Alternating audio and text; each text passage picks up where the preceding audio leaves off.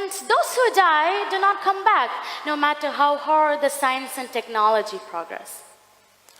As per the World Death Clock, there are more than 50 million deaths every year. Every hour, 6,000 plus deaths are reported. And when we look at the minute-wise calculations, it can be seen that there are more than 100 deaths each minute. And you know, in each second, 2 people die. By the time I complete this talk, say in 5 minutes, 500 or more people might have taken their last breath. Friends, we have just one life. Death is the only most certain fact in this world. Whoever takes birth shall taste death one day or the other.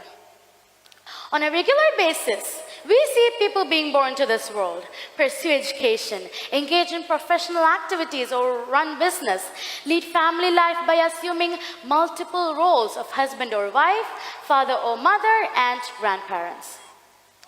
One day, we hear the news of their death. With their death ends everything. And as their single life comes to an end, people gradually tend to forget them.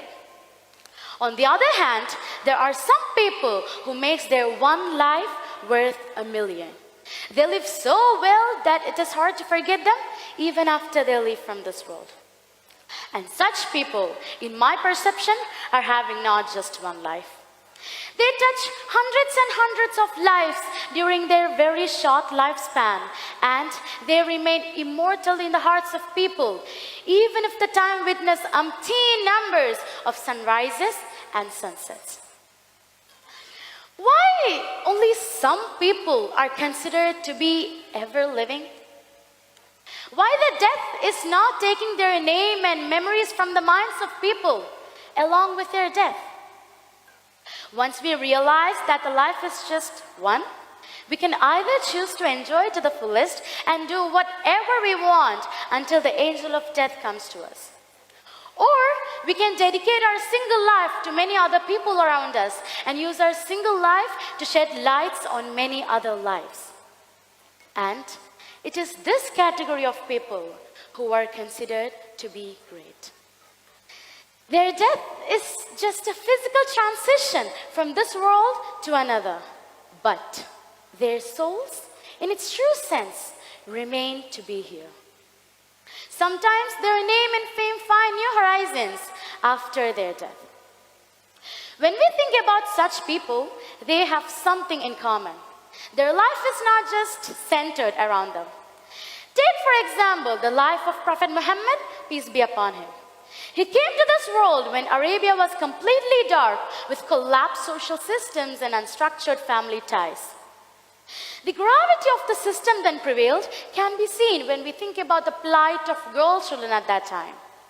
Girls were not allowed to leave, and they were considered as a curse for the family and society.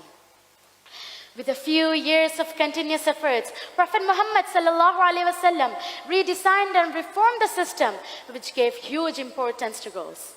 And he said, "Whoever raised girls in a decent manner shall be given high ranks in the paradise." He is still alive in the hearts of millions of people across the globe.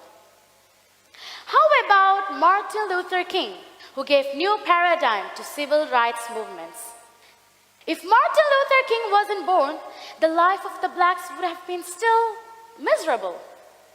As he strongly fought against Jim Crow laws, African Americans got the opportunity to get educated, to seek employment, to vote, and to take part in socio-political activities.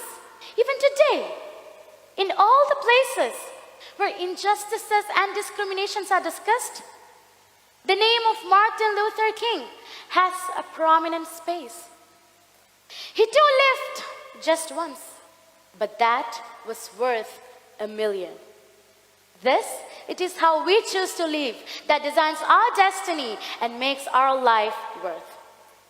This was the case with Mother Teresa, who gave lives to hundreds of destitutes, Sindhu Tai Sapkal, who gave shelter to hundreds of orphans, And in the name of these brave ladies, thousands of orphanages and shelter homes are being operated in different parts of the world. And for me personally, having grown up in a crowded home where visitors were a regular part of affair, I thought that every houses will be the same and every fathers will be too busy as they'll leave home early in the morning and get back home once we are deep asleep. Sometimes I won't be able to get into the front yard of my house as there will be many people waiting. Until my father told me a story of his father, my grandfather, I had a negative feeling about all those crowds. It is through him and through his inspiring stories of his father, I came to know that the life is futile if we don't give space to others. For my grandfather, Sayyid Muhammad Ali Shihab Thangal, happiness meant happiness of others. And his greatest relaxation was when the people come home crying and go back with smiles and tears dried up. And he was the first person who helped me develop a strong desire to take up social service as a purpose of my life. He also had just one life, but he could give lives to many other people. Even today, after his death, he keeps on giving lives through many enthusiastic people, which were considered as great. This takes me to my point, that the life, though it is one, if lived properly, will be worth a million. And it's in all of us to decide whether we need to live and die an ordinary life or we need to live a life that lasts forever, even after our death. Thank you.